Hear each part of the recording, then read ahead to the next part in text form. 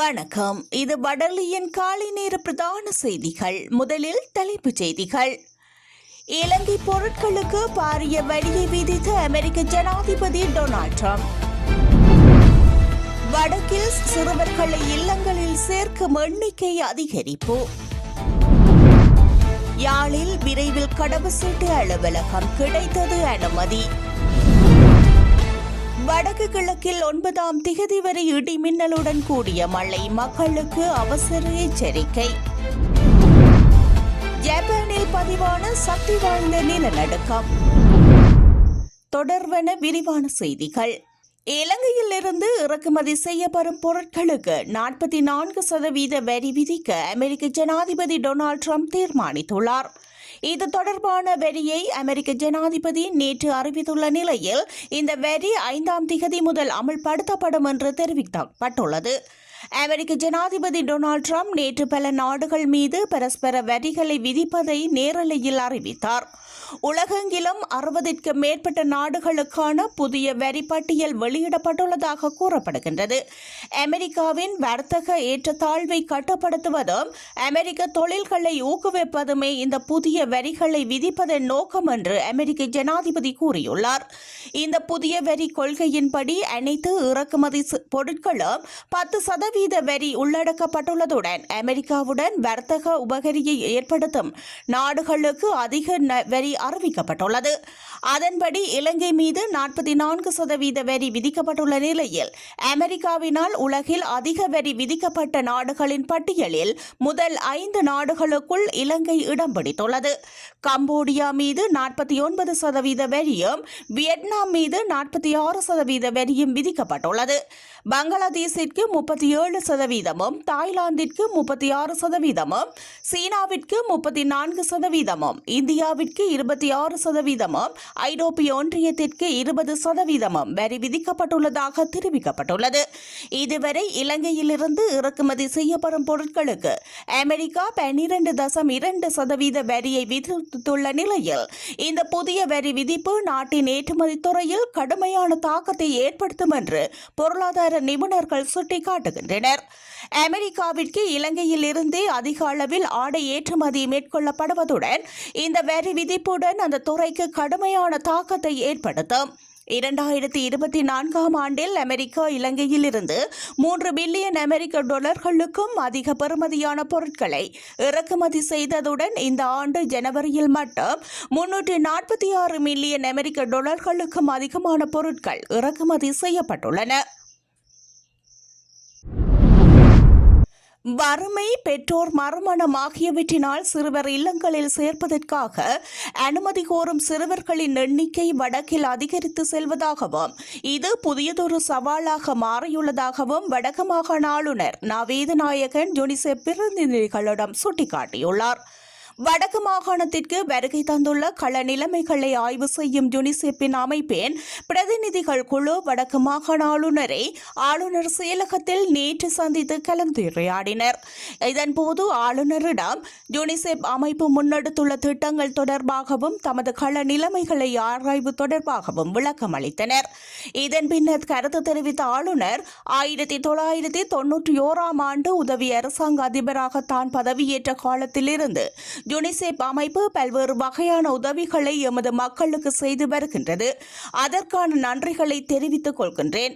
வடக்கில் சிறுவர் துஷ்பிரயோகம், இளவயது கற்பம் என்பன முன்னைய காலங்களுடன் ஒப்பிடுகையில் அதிகரித்துள்ளன. மேலும் வடக்கு மாகாணம் தற்போது புதிய சவால்களை எதிர்கொண்டு வருகின்றது. பாடசாலை இடைவிலகல்கள் அதிகரித்துள்ளன. சிறுவர் இல்லங்களுக்கு சிறுவர்களை சேர்க்கும் போக்கு அதிகரித்து செல்கின்றது. இதற்கு பல்வேறு காரணங்கள் உள்ளதாக கண்டறியப்பட்டுள்ளது. பொருளாதார பாதிப்பால் ஏற்பட்ட வறுமை நிலைமை ஒரு காரணமாக உள்ள போதும் பெற்றோர் மறுமணம் செய்வதால் பெரியளவு பாதிப்பு ஏற்படுகின்றது. சிறுவர் இல்லங்களில் சிறுவர்களை இணைப்பதை ஊக்குவிக்க வேண்டாம் என அரசாங்கம் அறிவுறுத்தியுள்ளது. ஆனால் சிறுவர் இல்லங்களை நோக்கி வருபவர்களை இணைக்காமல் விடாவிட்டாலும் பாதிப்புகள் ஏற்பட வாய்ப்பு இருக்கின்றது. குறிப்பாக சிறுவர் துஷ்பிரயோகத்திற்கான சந்தர்ப்பங்கள் அதிகமாக இருக்கின்றன என தெரிவித்தார். யாழ் மாவட்ட கடற்றொழிலாளர் கூட்டுறவு சங்க சமாசங்களின் சம்மேளனம் இந்திய பிரதமரிடம் பகிரங்க கோரிக்கை ஒன்றை விடுத்துள்ளது. இந்திய பிரதமர் நரேந்திர மோடி எதிர்வரும் நாட்களில் இலங்கைக்கு விஜயம் செய்யவுள்ள நிலையில் இந்த கோரிக்கை மீனவர்கள் விடுத்துள்ளனர். இதற்கமைய பிரதமர் மோடிக்கு தமது கோரிக்கைகள் அடங்கிய மகஜர் ஒன்றையும் யாழில் உள்ள இந்திய துணை தூதுவர் ஆலயத்தில் நேற்றைய தினம் கையளித்துள்ளனர். இதன் பின்னர் யாழ் மாவட்ட கடற்றொழிலாளர் கூட்டுறவு சங்க சமாசங்களின் சம்மேளனத்தின் தலைவர் அந்தோணி பிள்ளை மரியதீசன் ஊடகங்களுக்கு கருத்து வெளியிட்டுள்ளார். இந்திய மீனவர்களின் அத்துமீறிய தொழில் நடவடிக்கையினால் இலங்கையில் வடபகுதி மீனவர்கள் பல்வேறு பிரச்சினைகளையும் பாதிப்புகளையும் எதிர்நோக்கி வருகின்றனர். இதற்குரிய நடவடிக்கைகள் எடுக்கப்பட வேண்டும் என தொடர்ச்சியாக நாங்கள் கோரிக்கை விடுத்து வந்திருக்கின்றோம். ஆனால் இலங்கை இந்திய அரசுகள் இந்த பிரச்சினைக்கான தீர்வுகளை ஏற்படுத்தி கொடுக்காத நிலைமையே காணப்படுகின்றது. எனவே இலங்கைக்கு வருகின்ற இந்திய பிரதமர் இலங்கை இந்திய மீனவர்கள் விவகாரத்திற்கு சரியான தீர்வொன்றை வழங்க வேண்டும் என கோரிக்கை விடுக்கின்றோம். அதாவது எமது கடற்பரப்பிற்குள் எக்காரணம் கொண்டும் இந்திய மீனவர்கள் அத்துமீறி வரக்கூடாது. அதனையும் மீறி வந்தால் அவர்களுக்கு எதிரான நடவடிக்கை எடுக்க வேண்டும். அத்தோடு இந்திய மீனவர்களால் பாதிக்கப்பட்டு வாழ்வாதாரத்தை இழந்துள்ள எமது மீனவர்களுக்கு நிவாரணம் வழங்க வேண்டும் எனவும் அவர் கோரியுள்ளார். மேலும் தொடர்ந்தும் இந்திய மீனவர்களின் அத்துமீறிய தொழில் நடவடிக்கைகள் முன்னெடுக்கப்பட்டால் அதற்கு எதிராக தொடர்ந்தும் குரல் எழுப்பி முன்னரை போன்று போராட்டங்களை முன்னெடுப்போம் எனவும் அவர் தெரிவித்துள்ளார். தமிழர் விடுதலை கூட்டணியின் தலைவராக செயற்பட்டு வந்த அரசியல் பிரமுகர் அருண் தம்பிமுத்து நேற்று பாசிக்குடா விடுதியொன்றில் வைத்து கைது செய்யப்பட்டுள்ளார். வெளிநாட்டில் உள்ள ஒருவரிடம் கோடிக்கணக்கான நிதியை பெற்று மோசடி செய்தார் என்ற சந்தேகத்தின் அடிப்படையில் கொழும்பில் இருந்து வந்த விசேட அதிரடிப்படை குழுவினரால் இவர் கைது செய்யப்பட்டுள்ளதாக தெரிய வந்துள்ளது. இவரை மட்டக்களப்பு போலீஸ் நிலையத்தில் ஒப்படைப்பதற்கான வேலைகள் முன்னெடுக்கப்பட்டு வருவதாக தகவல்கள் வெளியாகியுள்ளன. யாழ்ப்பாணத்தில் குடிவரவு மற்றும் குடியகழ்வு திணைக்களத்தின் பிராந்திய அலுவலகத்தை ஆரம்பிப்பதற்கு அமைச்சரவை அனுமதி வழங்கியுள்ளது. இலங்கையில் அதிகளவான மாவட்டங்களை கொண்டுள்ள வடமாகாணத்தில் தற்போது வவுனியா மாவட்டத்தில் குடிவரவு குடியளவு திணைக்களத்தின் பிராந்திய அலுவலகம் ஸ்தாபிக்கப்பட்டுள்ளது. யாழ்ப்பாணம், கிளிநொச்சி மற்றும் முல்லைத்தீவு மாவட்டங்களில் வாழ்கின்ற மக்கள் குடிவரவு மற்றும் குடியகழ்வு விடயம்சார் சேவைகளை பெற்றுக்கொள்வதற்கு வவுனியா பிராந்திய அலுவலகத்திற்கு பயணம் செய்வதற்கு அதிக நேரத்தை செலவிட வேண்டியுள்ளது. வடமாகாண மக்கள் அதிகளவில் கடவுச்சீட்டு விண்ணப்பங்களை சமர்த்துள்ளமையினால் அவர்களுக்கான துரித சேவைகளை வழங்குவதற்காக குடிவரவு மற்றும் குடியகழ்வு திணைக்களத்தின் பிராந்திய அலுவலகத்தை யாழ்ப்பாண மாவட்டத்தில் ஆரம்பிப்பது பொருத்தமானது என 2025 ஜனவரி 31 ஜனாதிபதி தலைமையில் இடம்பெற்ற யாழ்ப்பாண மாவட்ட ஒருங்கிணைப்பு குழு கூட்டத்தில் முன்மொழியப்பட்டுள்ளது. அதற்கமைய குடிவரவு மற்றும் குடியகழ்வு திணைக்களத்தின் முன்மொழியப்பட்டுள்ள யாழ்ப்பாண பிராந்திய அலுவலகத்தை யாழ்ப்பாண மாவட்ட செயலக வளாகத்தில் இந்த மாதத்திலேயே நிறுவுவதற்கு பொதுமக்கள் பாதுகாப்பு மற்றும் பாராளுமன்ற விவகாரங்கள் அமைச்சர் சமர்ப்பித்த யோசனைக்கு அமைச்சரவை அங்கீகாரம் வழங்கியுள்ளது. காலம் சென்ற மன்னர் மறை மாவட்டத்தின் முன்னாள் ஆயர் மேதகு ராஜப்பு ஜோசப் ஆண்டகையின் 4ஆம் ஆண்டு நினைந்த நிகழ்வு நேற்று காலை மன்னாரில் இடம்பெற்றது. மன்னார் மாவட்ட பொது அமைப்புகளின் ஒன்றியத்தின் ஏற்பாட்டில் மன்னார் நகர பகுதியில் அமைந்துள்ள அவரது உருவ சிலைக்கு முன்னர் இடம்பெற்றுள்ளது.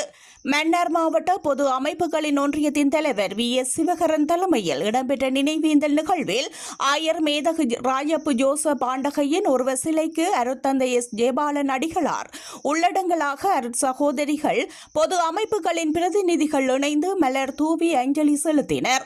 மன்னார் மறை மாவட்டத்தின் முன்னாள் ஆயர் அமர ராஜப்பு ஜோசப் ஆண்டகை சமூக சமநீதிக்காய் தமிழ் தேசிய உணர்வுடன் ஒடுக்கப்பட்ட இனத்தின் உரிமைக்காக பல சவால்களுக்கு மத்தியிலும் இன உணர்வுக்காய் அர்ப்பணிப்புடன் பணிபுரிந்தார். நீண்ட காலமாய் சுகவீனம் அடைந்த நிலையில் மன்னார் மறை மாவட்டத்தின் முன்னாள் ஆயர் ராஜப்பு ஜோசப் கடந்த 2021 ஆண்டு மே மாதம் 1 இயற்கை எய்தியமையும் குறிப்பிடத்தக்கது. வடக்கு மற்றும் கிழக்கு மாகாணங்களின் பல பகுதிகளுக்கும் எதிர்வரும் 9ஆம் திகதி வரை இடிமின்னலுடன் கூடிய மிதமான மழை கிடைக்க வாய்ப்புள்ளதாக யாழ்ப்பாண பல்கலைக்கழக புவியியல் துறை மூத்த விரிவுரையாளர் நாகமுத்து பிரதீபராஜா தெரிவித்துள்ளார். இவர் வெளியிட்டுள்ள அறிவிப்பில் முன்னரே குறிப்பிட்டபடி நேற்று வடக்கு மற்றும் கிழக்கு மாகாணங்களிலும் பல பகுதிகளிலும் மிதமான மழை கிடைக்க தொடங்கியுள்ளது. இந்த மழை எதிர்வரும் 9ஆம் திகதி வரை நீடிக்கும். தற்போது கிடைக்கும் மழை இடிமின்னல் நிகழ்வுகளோடு இணைந்ததாகவே இருக்கும்.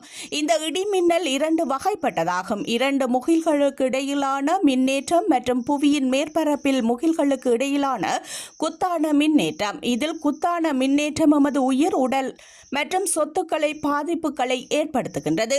இதில் உடற் பாதிப்புகளை தவிர்க்க பாதுகாப்பான இடங்களில் இருக்குமாறு அறிவுறுத்தியுள்ளார். தொடர்வன வெளிநாட்டு செய்தி. ஜப்பானின் 3வது பெரிய தீவான கியூவாஸ் தீவுக்கு அருகில் 6.0 ரிக்டர் அளவில் நிலநடுக்கம் ஏற்பட்டுள்ளதாக அந்த நாட்டின் நில அதிர்வு மையம் தெரிவித்துள்ளது. நேற்று இரவு 10 மணிக்கு ஜப்பான் நேரப்படி காலை 7:34 மணியளவில் ஏற்பட்ட இந்த நிலநடுக்கம் கியூசு தீவில் இருந்து சுமார் 40 கிலோமீட்டர் ஆழத்தில் ஏற்பட்டுள்ளது. இருப்பினும் இந்த நிலநடுக்கத்தினால் ஏற்பட்ட உயிர் சேதம் அல்லது பிற சேதங்கள் குறித்து இதுவரை எந்த தகவலும் வெளியாகவில்லை என ஜப்பானிய அரசாங்கம் அறிக்கை ஒன்றை வெளியிட்டுள்ளது. கடந்த வெள்ளிக்கிழமை மியான்மரில் 7.7 ரிக்டர் அளவிலான நிலநடுக்கம் ஏற்பட்டது. இதனால் அந்த நாட்டில் பல கட்டிடங்கள் தரைமட்டமாகி 2800க்கும் மேற்பட்டோர் உயிரிழந்துள்ளனர். மியான்மரில் நிலநடுக்கம் ஏற்பட்ட சில நாட்களுக்கு பின்னர் ஜப்பானில் குறித்த நிலநடுக்கம் ஏற்பட்டுள்ளமை குறிப்பிடத்தக்கது.